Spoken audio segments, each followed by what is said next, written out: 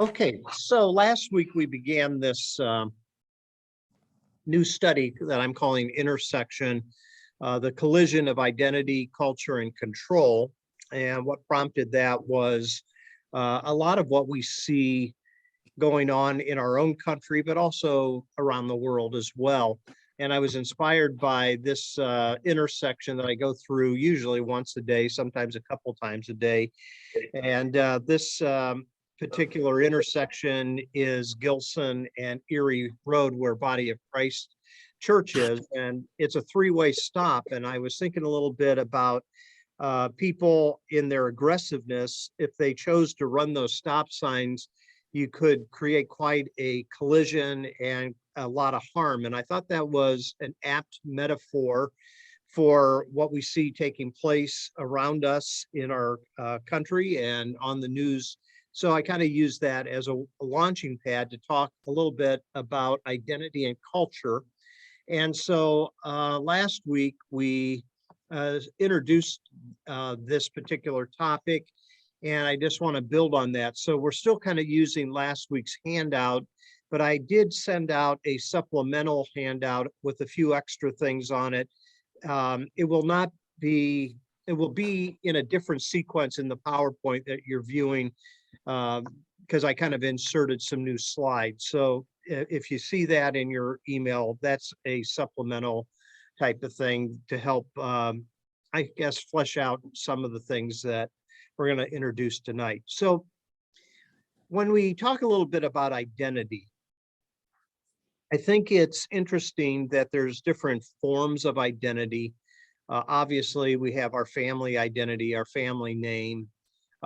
We might also have other identifications, whether we are involved in certain groups or activities, those type of things. But identity is really firmed up by recognition. And so if you see individuals wearing certain things, or they have certain things, like let's say stickers on their car or things in their front yard by yard signs, there's all kinds of these things that prompt an identity that people can associate with. Identity markers, I guess, kind of prompt this idea of unity. So you can see on the slide here that recognition of other groups, and whether we're in or outside of that group, can be sometimes very obvious or very subtle. So I think we've all seen vehicles driving down the street, and they have a big American flag and let's say Trump stickers on the bumper, that type of thing. It doesn't take a genius to figure out that this is a very conservative Republican.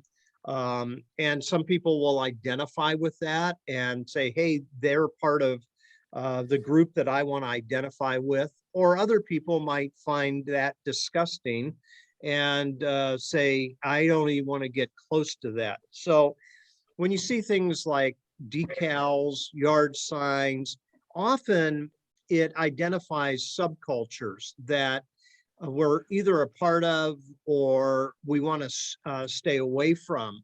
And yet at the same time, some of these things can become very passionate. So, you know, I wear a lot of sports apparel, and because I love sports, whether it's football or basketball or baseball, that type of thing.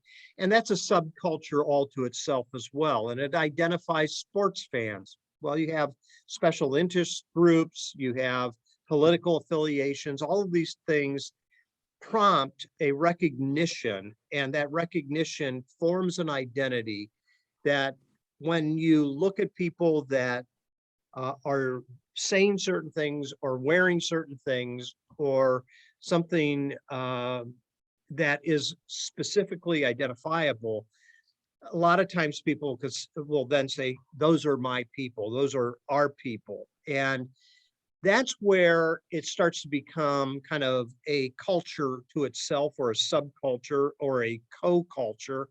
And those cultural identities often will determine how we treat other people on those outside of the circle.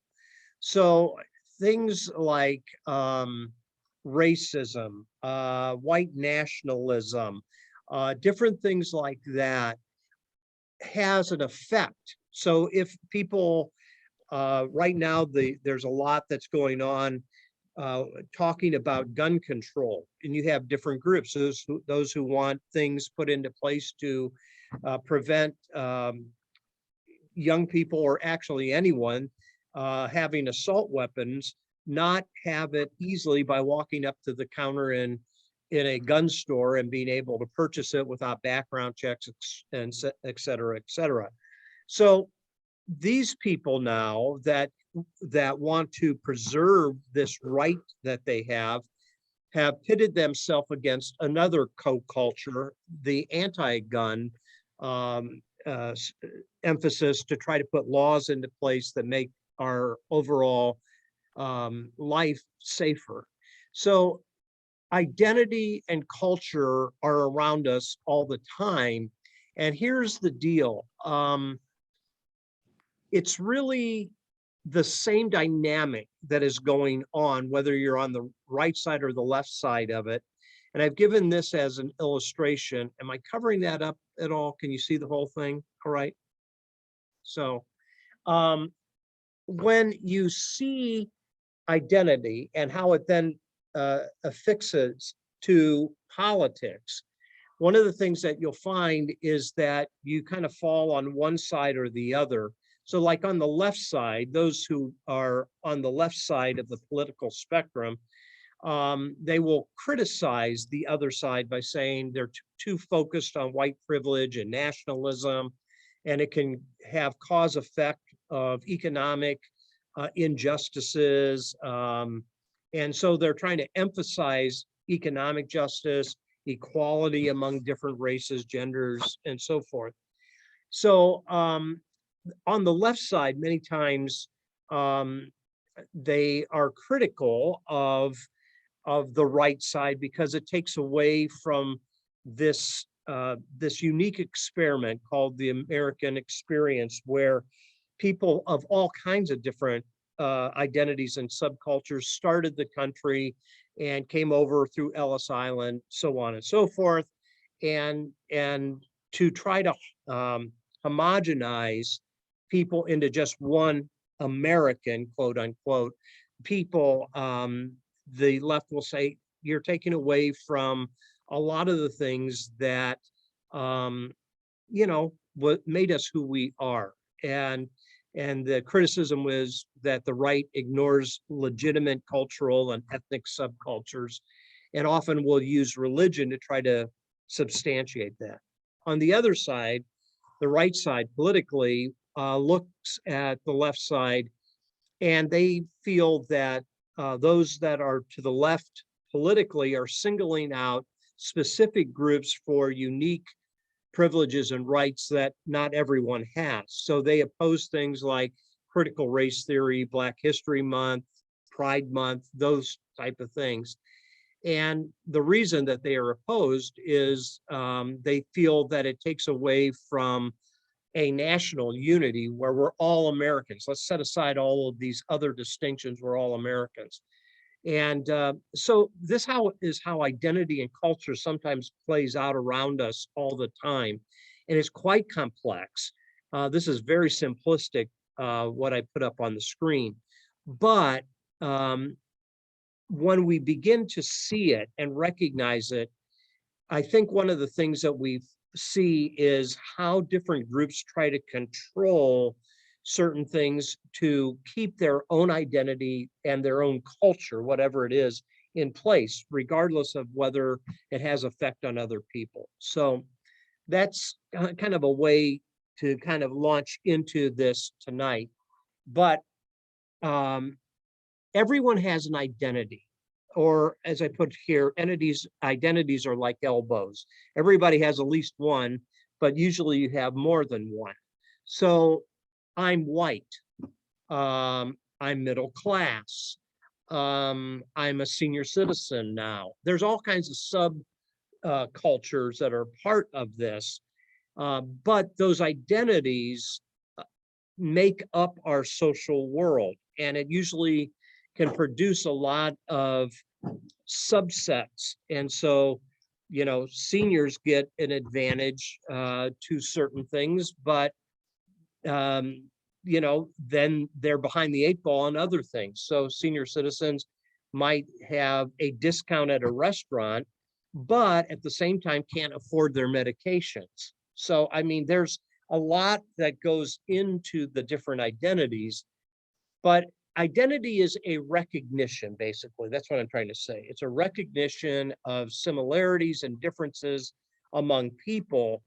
And to identify something is to recognize who we are, who other people are. And these divisions, a lot of times, is a power struggle. And these power struggles attempt to organize social life in such a way that it's to our benefit or advantage. So when we see people and we begin to associate information that we know about certain subsets or subcultures, we begin to automatically place them into certain categories. So that's what a lot of people do with Blacks. It's fascinating what happens with people who are African American. Other people who are part of a different subculture will see African Americans and they'll tense up thinking that you can't trust an African American. So they'll lock their car door quickly, or they'll say, keep an eye because they're all thieves. Or are you following what I'm saying? You begin to lump groups into a bigger category. And eventually, a lot of times what happens in these subcultures is we have some way of determining who belongs and who doesn't belong, who's in and who's out. Okay, so those are just some things that I wanted to get started. Now I'm going to give you some illustrations here in a second, but do you have any thoughts or questions or comments on some of these introductory slides for tonight?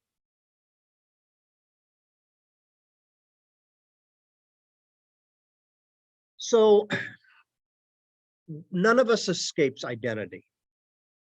It's always operative. It's always the water that we're swimming in.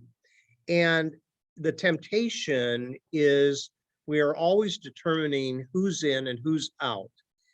Now, identity sorts out our social world. And what happens a lot of times is that then becomes a means of determining who can have power within that group. So here's an illustration. So politics always involves identity. Are you Republican? Are you Democrat? Are you the Green Party? Are you progressive?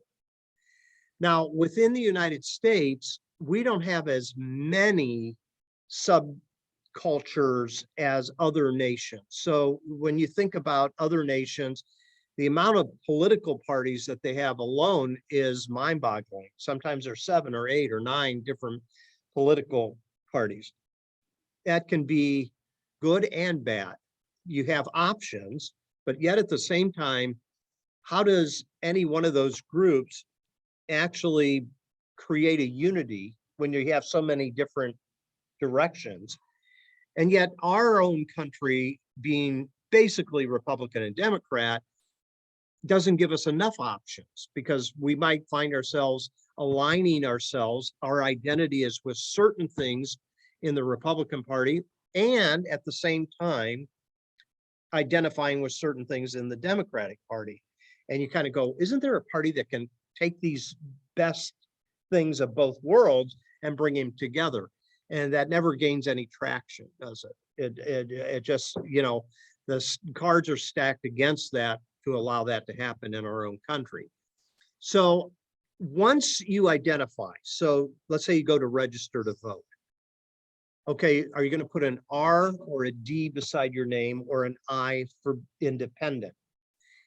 Once you begin to do that, you begin to align yourself with who that particular subculture begins to say, is worthy of leadership within that group. So it determines who should be the leader. Sometimes it has implications of who should be taxed and by how much they should be taxed, who's allowed to make laws and enforce them, that type of thing. And that's what we see going on all the time on Capitol Hill, where you see senators and the House of Representatives, and they're tugging back and forth to try to determine who is able to push the ball down the field a little bit in particular areas. And right now it's concerning gun control.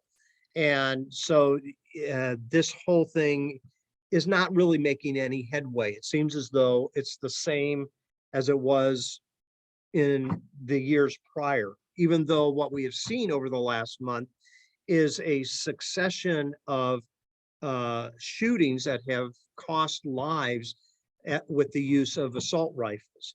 And you would think by now, especially with Uvalde, the kids that were killed in that shooting, you would think, well, now's the time that we should socially organize ourselves better to prevent this from happening. But it seems as though we can't make any headway on it. And that's because of the different subcultures, and that's the different identities that are attached to that. So I hope that makes some sense. So I put some examples of collective identities down at the bottom of this slide.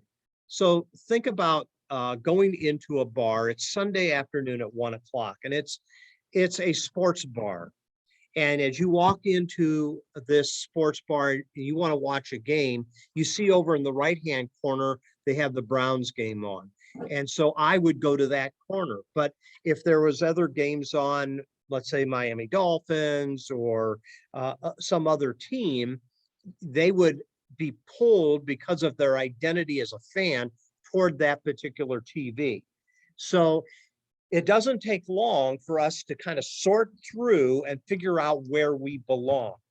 And when you walk in, you notice these things and you say, okay, over here is a Browns backer corner. That's where I want to watch the Browns game. And so you go there and you're wearing a jersey and you're high-fiving, are we going to win today? You begin to speak a certain language that everyone within that group understands. What about Chubb? Well, what does that mean? Oh, he's a running back for the Browns. Is he going to have a 100-yard game this a 100-yard game this time? You know, those who know the game understand the lingo. All right, and you don't need to explain it. Well, that happens in other areas of life as well. And usually there are identity markers. I already talked about jerseys, but think about hats, bumper stickers, slogans, yard signs, all of these type of things. All of these type of things communicate something. So this past weekend, Esty and I had a pride flag that we had secured a couple of years ago when we went down to the pride parade. And we used it here a couple of times at church, but we actually put a flag holder, and since this is Pride Month, we put it, that flag in the. Now people drive down the street and they see that. Some of them will know right away what that means, and other people will go, "Oh, that person likes color. It really kind of spruces up the house." They might not know what that symbolizes. So we see this around us all the time. And then we attach language to it. So in the case of Pride Month, we will use language like open, affirming, those type of things that will communicate to people that know the language in that subgroup, right? But to other people, they go, what do you mean open? What are you talking about? Affirming what? So it kind of depends on what group we find ourselves in. And yes, Christians are a part of a subgroup. We use Christianese all the time that people who are not religious or not Christian do not understand. Born again, saved, blessed, different words that are used all the time that communicates to people in that subgroup, but doesn't communicate anything to people who are ignorant of that language. So culturally speaking, when you hear words like woke, CRT, MAGA, BLM, if you watch the news, you'll know what those are. Critical race theory, Make America Great Again, Black Lives Matter. But if you don't watch and you kind of just go to work and come home and eat dinner and watch the ball game, but don't watch any news, and you see these abbreviations, you might go, what is that? So you almost have to be a part of a subculture, that is a news watcher, to be able to pick up the language and identify what it is. Does that make sense, a lot of this stuff? Okay. So having said that, here's what I want you to do. First, let me see if you have some thoughts. Do you have any questions, comments at all? Okay, woke is a cultural expression that says it's basically related to injustices that we have become aware of and that we want to rectify. So whether it's racism or those type of things, to be woke is you now see and you can't unsee that. And you try to push a particular agenda to try to reverse those things. Okay. Yes, I have seen that. Did you? So Mark just talked about the yard signs. I haven't seen as many of them now, but okay. So there's been yard signs and sometimes there's flags. Perhaps you've seen them. Let's Go Brandon. Have you seen those anywhere? Okay. If you've seen the flag or a yard sign that says "Let's Go Brandon," it's code. And what it's code for is F you, Biden. That's what it's code for. So it's, people, oh yeah, let's go, Brandon. That must be somebody's son that plays on the basketball team, right? Let's go, Brandon. No, it's a political statement that's basically cursing at Biden. So it's interesting. These different subcultures have their own language, where I bet a lot of people would see that flag, "Let's Go Brandon," and they have no idea what it stands for. Mark said he had to look it up. Yeah. Yeah. So, yeah.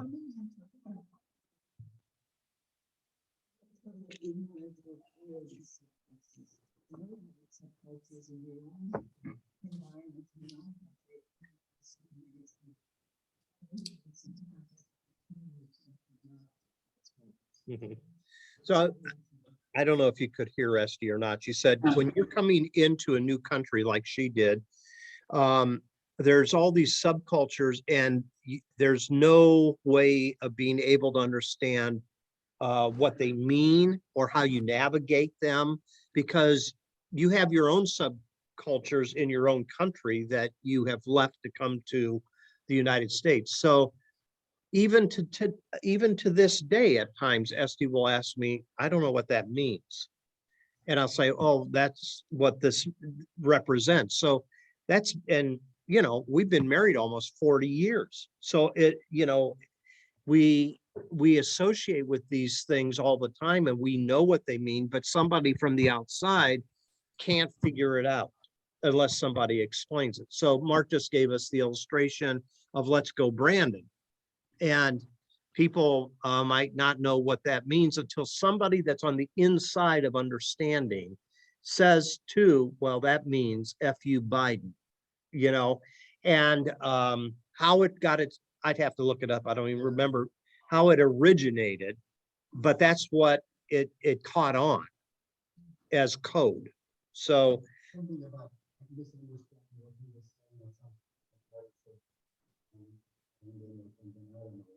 yeah, there's an explanation. We'd have to look it up. I don't remember how that began, but anyways, so identity is always operative all the time, and we're always developing coded language and subcultures, and that is at play all the time not only on a legislative level, making laws and that type of thing, but on a personal level too. So when we're interacting with people and we pick up clues that this individual fits a particular group that I'm not comfortable with, then, there's, keeping a distance and that type of thing. I feel that a lot of times we do this without getting to know another person. We put up resistance a lot of times simply because we've identified something as part of a subculture that we aren't comfortable with, or maybe fearful of, or it could be a variety of things. So, identity. That's just a little bit of groundwork. Let's illustrate it. So if you have let's go Larry. Let's go Larry would have had a better ring to it. Yeah, it sure would have. Yeah. I agree. Else, I would have to change the meaning of that. Yeah, no, well, we can think of something. Let's just think of something nice. Yeah, I agree. Just feel bad for the brand. But, take your Bible and turn open to Genesis 32. Larry, one quick comment. Yeah, go ahead. I do think one of the things that factors into this somewhat generally, I think, is people do not want change. So a lot of folks, they're nostalgic for times that they thought were better, even though it may have been better for them, but it was worse for a lot of other people. Right. And I think that's that whole concept of nostalgia and not wanting change and wanting it to be like it used to be. Mm-hmm. When at least for those individuals who felt like maybe they were better off, maybe they were in more control, and maybe they feel that they're losing that control in whatever area it may be. I do think that plays a lot into this whole issue. It does. You're spot on. I agree with you 100%. It just, people that reminisce actually think that life was better before. And, we use terms like the good old days, right? But in reality, when they were going through it, their life was just as tough then as it is now. It's just that memory a lot of times plays tricks on us, and we identify with the good things and we want to go back to that, and we fail to understand that life continues to move forward and you can't turn back the hands of time. And so we'd be far better to say, how can we make our world better that we live in, rather than trying to recapture a world that we lost. But I agree with you 100%, Bud. That's for sure. So any more comments, Bud, Shelley? No, Helen? No? Okay. So I want to illustrate, this is quite fascinating to me. So sometimes individual identity becomes collective identity. And I think that's illustrated in the story of Jacob. If you have your Bible, turn open to Genesis chapter 32. Now, the context of this is Jacob, as you remember, stole Esau's birthright. He basically went on the run. He gets married. He starts to have a family. His father-in-law, Laban, tricks him. And so he has to wait a total of 14 years to get the woman that he really wanted. So time has rolled along, and now Jacob hears that his brother Esau is coming after him. And what we find is Jacob is trying to get ready for what he thinks is going to be a violent interaction. Take a look at verse 3 here. It says, Jacob sent messengers before him to his brother Esau in the land of Seir, the country of Edom, instructing them, thus you shall say to my lord Esau, thus says your servant Jacob, I have lived with Laban as an alien and stayed until now, and I have oxen, donkeys, flocks, male and female slaves, and I have sent to tell my Lord in order that I may find favor in your sight. He's trying to patch over the fact that he deceived Esau, stole his birthright, and he's going to try to send presents to appease Esau. Verse 6 says, the messengers returned to Jacob saying, we came to your brother Esau, and he is coming to meet you, and he has 400 men with him. Now, that's when you hear he's bringing 400 men with him, what's the first thing that pops into your mind? He's coming to kill us. He's coming to kill us. So then Jacob was greatly afraid and distressed, verse 7, and he divided the people that were with him, the flocks, etc., and sent them in different directions. And he turns to God in verse 9, and he begins to pray, "O God of my father Abraham and God of my father Jacob, Isaac rather, O Lord, who said to me, return to your country and to your kindred, and I will do you good. I am not worthy of the least of all the steadfast love and all the faithfulness that you have shown to your servant. For with only my staff I crossed this Jordan, and now I have become two companies. Deliver me, please, from the hand of my brother, from the hand of Esau, for I'm afraid of him. He may come and kill us all, the mothers with the children." And so he pleads with God to intervene in the situation. And so he's going to spend the night there. And he sends some presents to his brother Esau. And what we find is on that night, and I want you to jump down to verse 22. On that night, he has this God encounter. Verse 22 says, the same night he got up, took his two wives, his two maids, his 11 children. He crossed the ford of the Jabbok, and he took them and sent them across the stream, and likewise everything that he had. And Jacob was left alone, and a man wrestled with him until daybreak. Now, this is a very mysterious passage. Who is this man, and why is he wrestling with him? And when the man saw that he did not prevail against Jacob, he struck him on the hip socket, and Jacob's hip was put out of joint as he wrestled with him. And then he said, let me go, for the day is breaking. But Jacob says, I will not let you go unless you bless me. So he said to him, what's your name? And he said, Jacob. And then the man said, you shall no longer be called Jacob, but Israel, for you have striven with God and with humans and have prevailed. Now, here's an identity. What's your name? Jacob's name means deceiver, one that is a trickster. And here, this man who is some type of incarnational presence of God, because Jacob says, I've wrestled with God and I have prevailed. But it's interesting that this man forces Jacob to embrace his identity as a conniver, as a deceiver, as a trickster. But then he says, I'm going to change your identity. You're no longer going to be called Jacob. You're going to be called Israel, for you have striven with God and with humans, and you have prevailed. So Jacob is changing his identity, not just to appease for his indiscretions against Esau, but this new identity becomes the name of a new culture, and that is the nation that is going to emerge from Jacob's lineage. And this collective group of people are also going to be called Israel, those who wrestle with God and prevail. So you see, an individual identity can become a collective identity.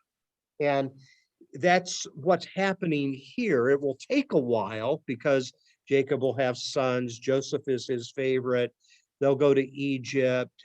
They'll be enslaved for 400 years. They'll be delivered. They'll move toward a promised land. This isn't something that happens overnight, but it is something that is developing that begins at this point in time through this new identity. Interestingly enough, when I was watching the news this morning, I always turn on Joe and Mika on the Morning Joe.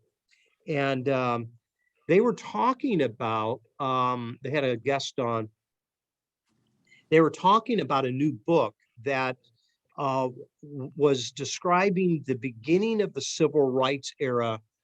Actually began with the arrest of Dr. Martin Luther King. And so they built this case that it really didn't take off. It didn't become kind of a communal identity until he was arrested. And then it caught momentum and really then began to grow. And of course, this is after the Rosa Parks incident where she wouldn't give up her seat on the bus. But the guest was saying, while that was important, that really didn't begin the communal identity and the subsequent push for civil rights until this young man that was a preacher, Dr. Martin Luther King, was arrested. So I thought that was a fascinating thing because of what we were talking about tonight as an illustration, that Jacob is an individual, his identity is being changed, but it's not just him. It's also the people that will follow him that will be given the same title, Israel. That makes sense to everybody? So this is at play all the time. Who am I as an individual? What family am I from? However, what city am I from? What economic level am I from? What education level am I from? All of these things make us who we are. And it also conditions us to see other people who have similarities to be our people. Does that make sense? And when we identify in that way, it's usually through some type of event. It's usually through some type of moment like Jacob here that might change the direction to embrace another identity. So my parents never went to college, but I did. And that changed my identity a little bit because I didn't just go into the workforce and become a meter reader for the East Ohio Gas Company like my dad. Does that make sense to everybody? Different events and different moments add to or sometimes changes the direction of our identity. Thoughts there? It really fits with the show we're watching. We're binging on right now. Which is what? What is it? It's called Counterpart, but there should be a warning on its label. It gets a little racy in parts. Yeah, Counterpart on Netflix or what? I think you can get it on. I know it's Prime, right? Right. Okay. Originally, what the other one called was to be on. What? So if you have Prime, check it out. This might be something that has some parallels to what we're talking about. Very good. So Jacob has a change of identity. Now, this happens all the time. This is a supplemental slide that's on that supplemental handout. It wasn't on last week's handout. There's a number of times, I'm going to show you in a second, in the Bible where the change of identity is signaled by a change of name. Now, here's one with Jacob to Israel. But that is a practice, if we'll pay attention, that happened in history, and it happens within our own day and age as well. So here's two examples. So royalty from Assyria to Egypt to China, a lot of times royalty will take on a different public name when they take power. And that is also true in the Roman Catholic Church. When a new pope comes into power, he will not keep his earthly name. He will change his name to a previous pope that he wants to imitate. And so that you have Pope Pius or Pope Benedict the third or the fifth or the 14th, but think about how many kings also take the names of other kings, and so it might be King Henry VIII or whatever, that type of thing. So this is something that often sets the direction for the position that an individual has. Now, many of the name changes in the Bible, some of them are initiated by God, but some of them are initiated by the circumstances that the individual finds themselves in. Now, in the case of Jacob here, it's both. It's initiated by God, but why is he in the position to wrestle with this guy? Because of the circumstances of wanting to protect his family from what he thought was Esau coming to kill him. Now, if you were to continue to read in Genesis, and we won't tonight, but Jacob and Esau will meet. Esau will not kill Jacob. There's a reunion of sorts. And so Jacob was fearful for something that really wasn't the motivation of Esau at all. But he carried with him an identity all these years before this reunion with Esau. When you are born, you come into a world already connected to somebody. It's called your family. And your soul is connected for your entire life to that family. Sometimes these ties can be broken. You've heard of sons and daughters not speaking to moms and dads for years and that type of thing. But you never completely are severed from the identity that you are born into. And I think here in the case of Jacob, he never ever moved beyond the fact that when he was a youngster, he was a mama's favorite while Esau was daddy's favorite. And it was a part of this that he carried with him as his identity. And he basically, at the prompting of his mother, it became a deceiver. So, he was an individual by the prompting of his mom to hide himself and his identity from his dad. So here's some name changes, just as examples. So Abram to Abraham in Genesis 17:5. Sometimes it has meaning behind it. High father, that's the meaning of Abram, to the father of many. You add the word am at the end of his name there, it becomes plural, the father of many. Same thing with Sarai to Sarah. Sarai meaning princess, Sarah meaning the mother of nations. Now, these are positive, but then you look at Naomi changes her name in Ruth 1:20 to Mara.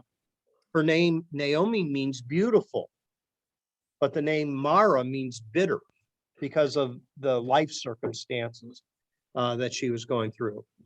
I don't know the meaning of this name, but Joseph's name in Genesis 41:45 is changed to an Egyptian identification, Zaphanath Panana. I don't know if there's a meaning to that. I didn't look that up.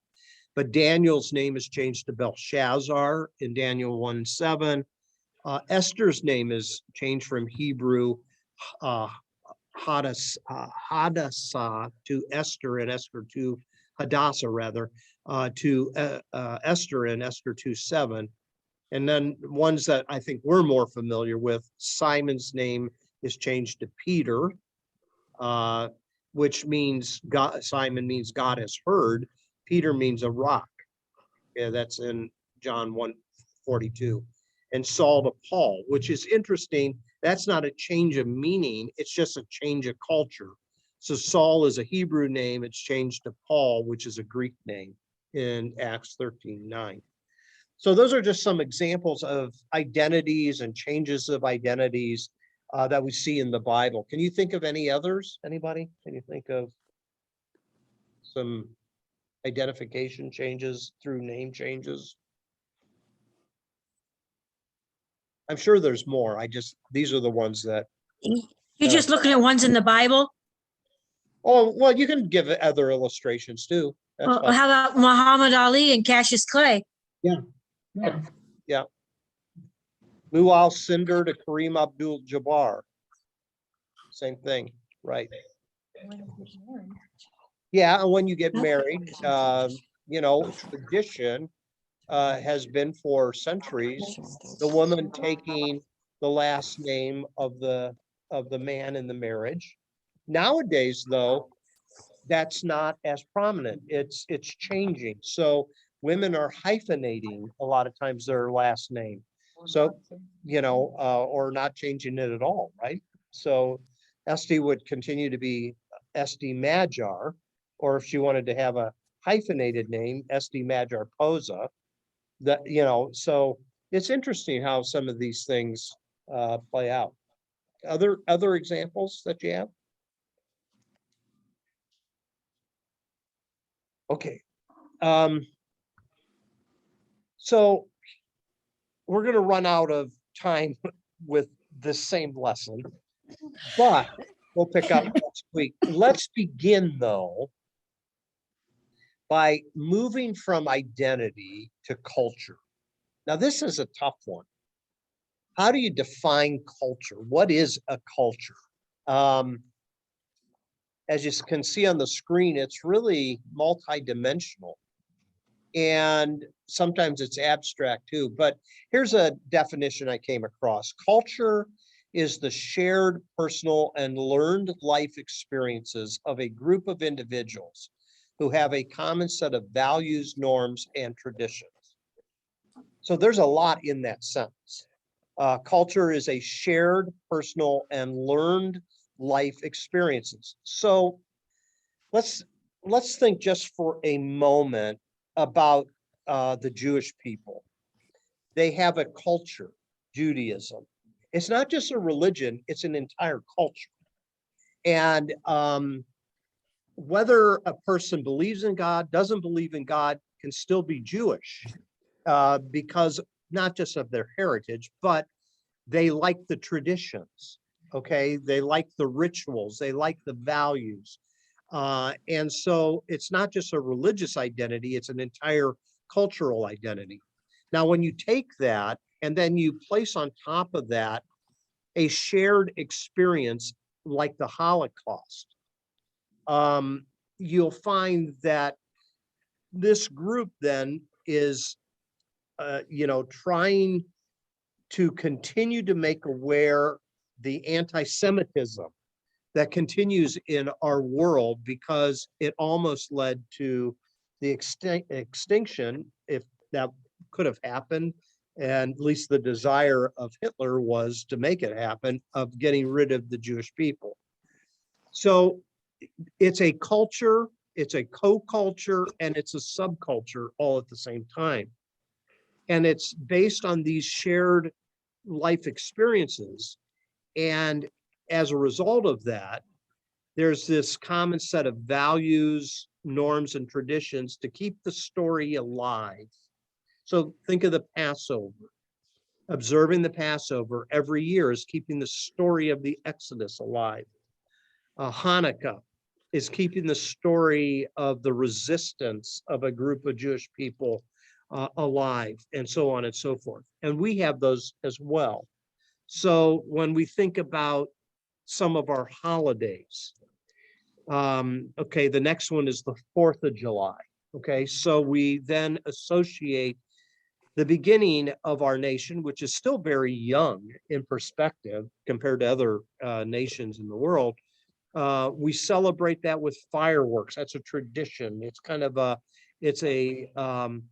it's a ceremony. I don't want to call it a ceremony, but in many ways it is. It's kind of reinforcing the fact that this is a nation that is still in its infancy, and still trying to figure itself out and still using a new way of organizing itself politically within a different system of capitalism versus other things.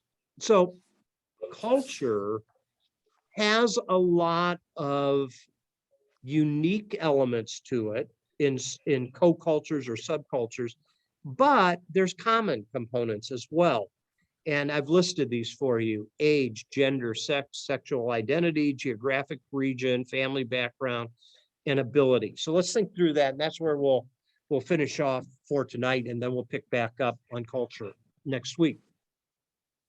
So the complexity of culture can be found in common components, and age is one of those, and that is infancy, toddler, childhood, adolescence, middle age, senior citizen. It's all the same category, age, but it has so many different elements to it as we move through those different age brackets. And so the complexity of culture is, yeah, infants have a whole different set of needs than young adults. Senior citizens has a whole different set of needs than those who are in their middle age years or whatever. Gender, what we're finding is the culture is becoming more complex, and this causes fear in the hearts of a lot of people in our country. Everything up until the last 25 years has been either male or female, kind of binary, male or female. And now that we're seeing advances in the culture of the queer community or the non-binary community, that has upset a lot of people because they like that old, and this goes back to what Bud said, they like the old world where male and female, it's either one or the other, rather than, oh, this is becoming too complex. And as a result of that, what are we going to do with sports and bathrooms and, all of these type of things when people identify as something else? And sex is a part of that as well. Male, female, transgender, sexual identity is a part of that. Lesbian, gay, bisexual, and so forth. So all of these things are at play all the time in culture. Have you, in your travels, isn't it interesting that you can know the subculture of people just by listening to how they talk? Okay, so if you hear somebody say, I gotta go park the car, okay, they're from New England somewhere. It might be Boston or it might be someplace else, but they're going to park the car. I've had people at times, and I don't know what the Midwest accent is, but we have one. I've had people in other parts of the country say, you're from the Midwest, aren't you? I go, yeah, I am. I don't know what that accent is, because when you're in the subculture, you don't recognize, right? You don't. So when you hear people say y'all, or draw out certain things, you go, oh, they're from the South, right? So geographic regions can be identified. And it's interesting, we have our own language. That might be Midwest language, or it might be even more localized. So if I said to you, do you set your garbage out on the Devil Strip? Would you know what I'm talking about? That's an Akron thing. The Devil Strip is your tree lawn. Yeah. Yeah, the Devil Strip is the tree lawn. So that's an Akron phrase. Okay, I'm from Akron. When I hear somebody say that, I automatically know they're referring to the tree lawn. So, but we all have those depending upon. So, Brenda, Helen, you're out. You come into the city from a more rural area, are there elements of speech or that type of thing that you recognize immediately when you see other people that they probably are coming from maybe a more rural or farm community? Is there certain things that stand out? I'm just kind of curious. What's that? From Pierpont, yeah. Or Ashton Bureau. The only thing that we both thought of at the same time is we eat breakfast, dinner, and supper. Mhm. There's no such thing as lunch. Okay. And I always refer to it as lunch, breakfast, lunch, and dinner. But what'd you say it was? It was breakfast? It's breakfast, dinner, and supper. Oh, okay, interesting. In a farming community, the dinner was your biggest meal, Uh-huh, and supper is a lighter meal in the evening. okay, Yeah, no such thing as lunch until Okay. you started going to school and you had lunch. and you had a lunch break or whatever. Yeah, that Yeah. type. Yeah, interesting, yeah. Other examples of that, anything like that?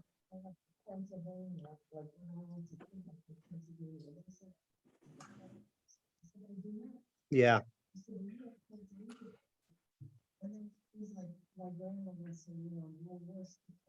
Yeah, yeah, yeah.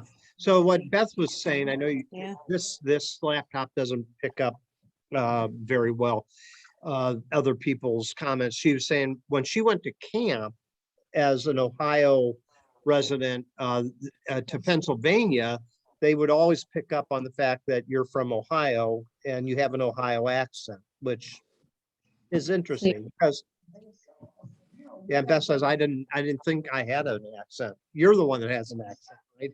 The Pennsylvania accent. Yeah. It's a Cleveland accent versus Southern Ohio. Now, is there a way of distinguishing that, Shelley? How would you distinguish that? It's one. Welcome to Southern Ohio. Okay, twang. No, I think No, there's more- Southern Ohio, they sound like they're from West Virginia or Kentucky. And Well, which makes Cleveland sense that talks they're different. in closer proximity to, Kentucky and West Virginia. Other places. Yeah, I've always said the Mason-Dixon line should have cut right above Columbus. Yeah, okay. You don't get So- Southern accents. So when you're moving back to Columbus here and your house is done, do you think people are gonna say, oh, you're from Northeast Ohio? Do you think? Yeah, do you think they're gonna- probably. No, probably not. Just Columbus has become too cosmopolitan. In Okay, the old days, it was more like that. I think there's so many people from all over the world, country and Columbus now. It's changed Columbus quite a bit. No, my kids have had people tell them, well, no, I have a Cleveland accent apparently now. I don't have the My cousin, Southern. when we Southern moved back to Columbus Cleveland, my cousins all have Cleveland accents. I think Very strong. very strong. I'm not sure if they're twangy or exactly how to describe it. They're- Another Cleveland thing I think is calling women and men guys. That's only, Yeah. no, everybody does No, that. I think it's more of I don't think the whole country does that, where, if you refer to a group of men and women or boys and girls as guys. You guys. You guys. hey, you guys, So yeah. that's another more regional thing. Yeah. One thing I always, well, I figured out after I got to college and whatnot, was that having grown up in Shaker, I was very much culturally Jewish Uh-huh. rather makes than, sense. whatever the rest of Cleveland is. Now, that makes sense. That makes a lot of sense because it had a high Very high. high Jewish population, right? Oh, yeah, yeah. Yeah, interesting. What's that? Yeah, so what Mark was just saying is, so people that didn't live in that community associates you were rich and well off if you lived in Shaker Heights and where else? Cleveland Heights. Yeah. Interesting. Yeah. So just a couple more things here. It's interesting culturally that the family background that we come from used to be kind of more mom and dad. Dad would work, mom stayed home, took care of the house, that type of thing. Now, a lot of that is changing. Family background, people coming from single parent homes, or in the case of people that did not get married, cohabiting couples that have children together, two moms, two dads, different things like that can help define a culture for a person as they are growing up. And of course, ability has a lot to do with it too, in terms of if you came from a family that was that were deaf, even though you aren't deaf, you knew sign language because that's how you communicated with your family. So all of these things make up for a very complex way of interacting with people and understanding who they are and where they're coming from. But I began by saying, we're drawn to and identify with our people. So let's just use this last thing as an example. So I just mentioned if a person is deaf and they were to walk into a big room and they saw somebody in the room doing sign language, they would be drawn to it right away. Okay, because these are my people, that type of thing. So that's where I'm going to leave it for tonight. And we'll come back and begin next week talking a little bit about how cultures pass from one generation to the next. And we'll continue from there and add some more stuff as we go along. So any closing thoughts or comments that you have for this evening? One other just quick thought is, and again, in the past, particularly before the media, it was what it is today, in terms of the fact that there's so much information is communicated so easily and so quickly. Cultures were more stable, and I think today everything changes so fast, and I think the media, the internet, whatever else, just there's so much information, so much. I think, and of course, it's good in some respects, it's bad in other respects, because in many cases it's slanted heavily or distorted. So you really, but I do think the whole issue of the availability of literally global information at any level, as much as you want at any time, whether it's accurate or not, is somehow that's also affecting people's perception of culture, of how they fit. And also getting back to the issue of change and people being concerned that my culture is going to be forced to change because of all these things that I can now see happening that 50 years ago, even 25, 30 years ago, before the internet and all that, people were less aware of what was going on. And so they were less concerned about some of these things. Whereas today, I think that's just changing. And it seems like we don't get any resolution to a lot of that stuff before they move on to the next crisis. So a lot of times with that influence, we were hearing about the war in Ukraine on a daily basis. Now that these shootings have happened, they're not talking about it at all, practically. They've moved on. Well, that whole situation has not been resolved. It's probably as bad as it was a couple months ago, but we don't know that unless we seek it out or we're trying to, educate ourselves on it. But you're exactly right. Boy, it's a different world, isn't it? When we think about the amount of information we need to process and then how to figure out how we fit into that. So, thoughts? Any other comments before we close up? Well, I think we had a good discussion tonight, and it lays some groundwork for moving ahead, and we'll pick up there next week. Thanks, Larry. Thanks, All right, I hope you have a great night. Okay. Have a good night. Take care. Bye. Bye. I know.